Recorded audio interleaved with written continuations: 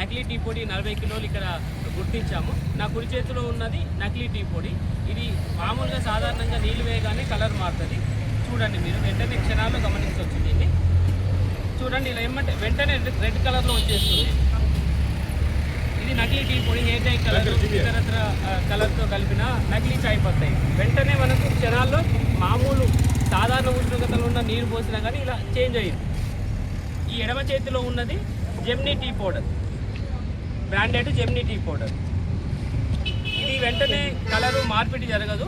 Plus మనం రోజు ఇంట్లో గమనిస్తాము, వేడి నీళ్ళలో బాగా ఉడకబెట్టినాక చాయ్ పత్తా కిందికి వచ్చి కలర్ పైకి ఎక్స్ట్రాక్ట్ అవుతుంది. అదే నిజమైన టీ పౌడర్. ఇది కల్తీది.